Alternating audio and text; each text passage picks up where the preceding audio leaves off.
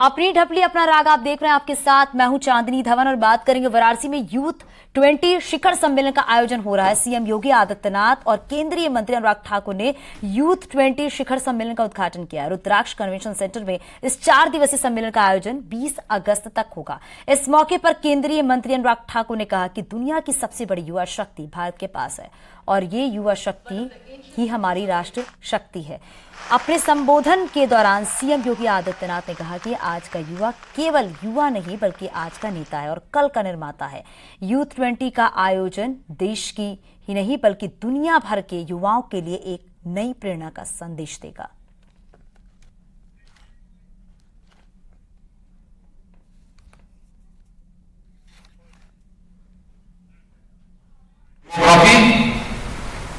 Democracy और diversity की यह त्रिवेणी हमें विशिष्ट बनाती है। प्रतिभा और अपनी ऊर्जा से समाज को एक नई दिशा न दी हो। या साथियों, आप प्राचीन काल से भारत की व्यवस्था को देखें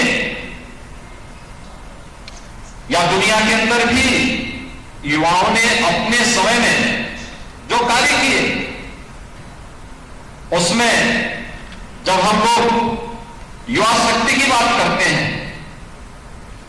तो हमें मर्यादा पुरुषोत्तम प्रभु श्री राम भी याद आते हैं। उन्होंने कहा था, जब उन्होंने संकल्प लिया था, निस्सरहीन करो वही भुज उठाए प्रण कीन, यह प्रभु राम का वह आह्वान है जो भारत की धरती से राक्षसी वृत्ति को, नेगेटिव पावर्स को पूरी तरह समाप्त करने का आह्वान उन्होंने किया था। प्रभु राम युवा ही थे। केंद्रीय मंत्री अनुराग ठाकुर ने विपक्षी दलों के गठबंधन पर तीखा हमला बोला है। अनुराग ठाकुर का कहना है कि घमंड से बना घमंडिया गठबंधन के नेताओं को जनता जवाब जरूर देगी। जो पिछड़े समाज का अपमान करें और माफी भी ना मांगे, जो जनता को राक्षस कहें, ऐसे घमंडिया गठबंधन में आपको सिर्फ घमंड ही दिखेगा।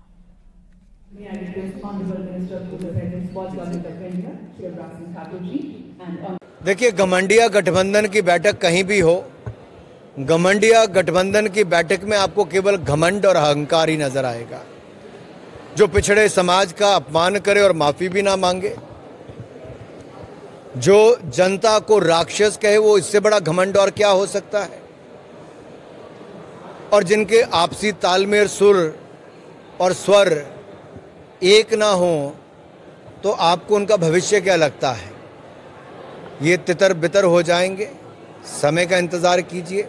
बाकी मैं इतना ही कहूँगा, ये घमंड लेकर जो घमंडिया गठबंधन के नेता चले हैं, ये जनता इनको इनका स्थान एक बार फिर दिखाएगी।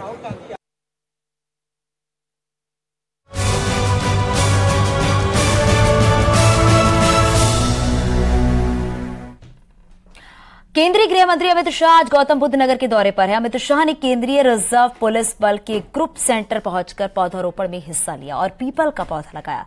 इसके बाद 15 नवनिर्मित भवनों का वर्चुअली उद्घाटन किया गया। कार्यक्रम को संबोधित करते हुए केंद्रीय गृह मंत्री अमित शाह ने कहा, आज का दिन काफी अहम है। 3 साल पहले हमने तय किया था कि दिसंबर 2023 से पहले हम 5 करोड़ पौधे लगाएंगे और वृक्ष बनने तक इनका ख्याल रखेंगे। आज उन्हें भरोसा हो गया है कि जल्द ही लक्ष्य को पूरा कर लिया जाएगा। सीआरपीएफ की तारीफ करते हुए कहा कि कोरोना काल से लेकर देश की जनता के हर संकट पर सीआरपीएफ के जवान खड़े नजर आते हैं। इन जवानों के जज्बे को सलाम है। कार्मिकों ने रचनात्मक संभावनाओं को तलाशने और तराशने का कार्य किया। मित्रों, आज सभी सीएपीएफ के लिए और मेरे लिए भी आज का दिन बहुत महत्वपूर्ण दिन। 3 साल पहले हमने तय किया था कि दिसंबर 2023 के पहले हम 5 करोड़ वृक्षों को लगाएंगे, इनको संभालेंगे और गैप फिलिंग कर उनको अपने सर से बड़ा कर दुनिया को समर्पित करेंगे। जब कहा था तब काफी सारे लोगों को लगता था कि ये कैसे होगा, ये जोश में दिया गया लक्ष्य है, हो पाएगा नहीं हो पाएगा। मैं मंत्री था, मेरे सामने तो कोई नहीं बोलता था, मगर मेरे पीछे गुसुरपुट जरूर होती थी कि ये कैसे होगा, असंभव है। मगर आज मुझे भरोसा है कि दिसंबर तक 5 करोड़ क्रॉस हो जाएंगे। ओम प्रकाश राजभर के बयान पर समाजवादी पार्टी महासचिव प्रोफेसर रामगोपाल यादव ने पलटवार किया है। रामगोपाल यादव ने राजभर की भाषा पर कड़ा ऐतराज जताते हुए विवादित बयान दिया। उन्होंने कहा है कि घोसी उपचुनाव के रिजल्ट आने के बाद ओम प्रकाश राजभर मुंह दिखाने लायक नहीं बचेंगे। जो लोग होते हैं वे ऐसी बातें करते हैं। ओम प्रकाश राजभर की चुनौती आप किस तरीके से देख रहे हैं? कोई चुनौती नहीं, 30-40 हजार वोट से जीतेगा हमारा उम्मीदवार। आप लिख लीजिए, जिस दिन काउंटिंग हो फिर ये मुंह दिखाने लायक नहीं रहेंगे। घोसी उपचुनाव में एसबी-एसपी के बागी नेताओं ने ओम प्रकाश राजभर के खिलाफ मोर्चा खोल दिया है। यहां पर सुहेल देव स्वाभिमान पार्टी ने भी अपना उम्मीदवार उतारा है। पार्टी प्रत्याशी अरविंद राजभर ने आरोप लगाया कि ओम प्रकाश राजभर कभी राजभर समाज के हित की बात नहीं करते हैं, सिर्फ अपने फायदे के लिए राजभर समाज के वोटों का सौदा करते हैं। कुछ नहीं कर सकते हैं। लोग ये जान गए हैं कि ओम प्रकाश राजभर सिर्फ दलाली, बेईमानी, ठगदारी करने का काम करते हैं, सिर्फ राजभर समाज को गुलिया करके बेचने का काम करते हैं। और यहाँ भी फिर वही फार्मूला अपनाया कि राजभर समाज को ले जा करके भाजपा में खड़ा करेंगे और भाजपा से जीता हुआ प्रत्याशी कहेगा कि मैं चौहान के बल पे आज जीत करके आया हूँ। राजभर समाज इस चीज को जान रहा है। वहीं सुहेल देव स्वाभिमान पार्टी के मऊ जिला अध्यक्ष ने एसबी-एसपी नेता पर जान से मारने की धमकी देने का आरोप लगाया है। अच्छा समय आवा और बढ़िया से बाबू कभी रामजीत राजभर ने इसको लेकर शहर कोतवाली में शिकायत दर्ज कराई है। रामजीत राजभर ने कहा कि ओम प्रकाश राजभर के पार्टी के नेता कैलाश राजभर ने मुझे मिलने के लिए बुलाया और वहां पर धमकाने लगे। उन्होंने आरोप लगाया है कि ओम प्रकाश राजभर के इशारे पर एसबी-एसपी के कार्यकर्ता जान से मारने की धमकी दे रहे हैं और इस धमकी का वीडियो भी सामने आया है। ये परसों की घटना है जो मैं अपने मैडम जी को इलाज कराने के लिए लेके आ रहा था प्रकाश हॉस्पिटल में। तब तक हमको एक कैलाश राजभर हैं, पूर्व के साथी रहे, सुहेलदेव भारतीय समाज पार्टी में प्रमुख महासचिव रहे जब मैं जिला अध्यक्ष था। फिर अब उनको प्रदेश में शायद कोई पदाधिकारी बनाए हैं ओम प्रकाश राजभर जी। हमको बुलाए, जब रास्ते मुलाकात एक पड़ता है पारदहा बकारी राजभर बस्ती, वहां बुलाए। जब मैं आया वहां पर तो हमको कुर्सी पर बैठा करके और हमको लगे समझाने कि ओम प्रकाश राजभर के खिलाफ बहुत बोलते हो, आप बड़बड़ बोलते हो, तो लैंग्वेज सुधार के बोलो, इन तो किसी न किसी दिन तुमको मार दिया जाएगा। अखिलेश यादव और ओम प्रकाश राजभर के बीच धोखेबाजी पर संग्राम छिड़ गया है। राजभर ने बीजेपी के मंच से अखिलेश को खुली चुनौती दे दी है और दावा किया है कि जब तक वो अखिलेश से चुनावी मैदान में बदला नहीं लेते हैं तब तक चैन से बैठने वाले नहीं।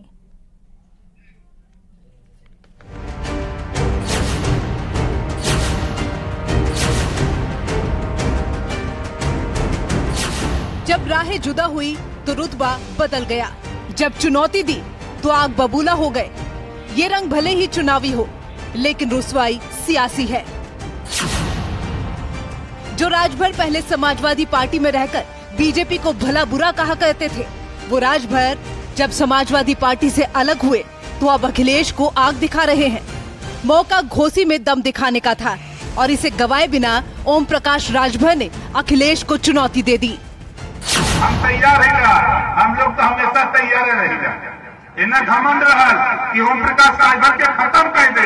अरे हमें का खत्म करबे भाई, अब तू खत्म हो दुआ समझ ला 20 साल लगातार विपक्ष में बैठा का जुगाड़ खाली बनावा, जीता का बात छोड़ दी था। राजभर ने अखिलेश से कह दिया अब तैयारी विपक्ष में रहने की करो, क्योंकि 20 साल तक सीएम की कुर्सी खाली नहीं होने वाली। ओम प्रकाश राजभर ने इतना तक कह दिया, अगर धोखेबाजी का बदला सूद समेत नहीं लौटाया तो माँ बाप की औलाद नहीं।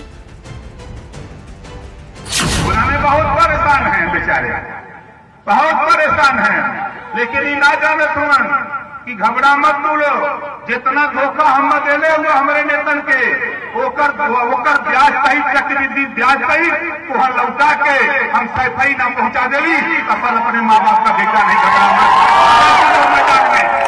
राजभर इस बार बीजेपी के मंच से अखिलेश को ललकार रहे थे और घोसी उपचुनाव में बदला लेने की रणनीति समझा रहे थे, लेकिन जब समाजवादी पार्टी को इस चुनौती की खबर लगी तो जवाब भी सामने आ गया। राजभर समाज ओम प्रकाश राजभर जी के पक्ष में बिल्कुल नहीं है। जिस तरह से दल बदल करने के बाद इधर से उधर समाज को धोखा दिया, कैसी कैसी भाषा का प्रयोग करते थे बीजेपी के लिए, हम लोगों ने तो कभी इस भाषा का न प्रयोग किया न आगे कर सकते, चाहे जितना विरोध हो, राजनीतिक विरोध है, लेकिन भाषा में शालीनता होनी चाहिए किसी व्यक्ति के। दरअसल बीजेपी की रणनीति उत्तर प्रदेश में 80 में से 80 सीटों पर जीत दर्ज करने की है, जिसके लिए अब गठबंधन साथियों का भी साथ मिलने लगा है और इसी को भुनाने के लिए अब ओपी राजभर और संजय निषाद मैदान में दम दिखा रहे हैं, जो समाजवादी पार्टी को रास नहीं आ रहा।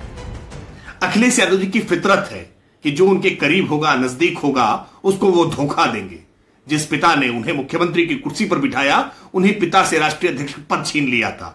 जिस चाचा ने उनको राजनीति में इतना आगे बढ़ाया, उस चाचा को ही पार्टी से बाहर का रास्ता दिखाया था, बाद में उनको शामिल कर लिया। ओम प्रकाश राजभर जी को भी गठबंधन का अलायंस पार्टनर बना करके 2022 का चुनाव लड़ा, लेकिन उनको भी धोखा दिया। एक बीमार व्यक्ति जो हताश है, निराश है, परेशान है, ओम प्रकाश राजभर जी के साथ समाजवादी पार्टी की पूरी सहानुभूति है। आज ओम प्रकाश राजभर जी की स्थिति पेंडुलम के जैसी हो गई है। दिल्ली से लखनऊ, लखनऊ से दिल्ली के चक्कर लगा रहे हैं, फिर भी पिता पुत्र मंत्री नहीं बन पा रहे हैं। इसलिए ओम प्रकाश राजभर जी के बयानों में हताशा है, निराशा है। समाजवादी पार्टी ओम प्रकाश राजभर जी के मानसिक रूप से जल्दी स्वस्थ होने की कामना करती है। अखिलेश यादव को राजभर खुली चुनौती दे रहे हैं, तो इसके पीछे के मायने भी समझिए। यूपी में राजभर समाज करीब 4% है। पूर्वांचल में राजभर वोटर करीब 18% है। कई सीटों पर राजभर मतदाता निर्णायक भूमिका में है। और बड़ी खबर मिल रही है, सिद्धू मूसे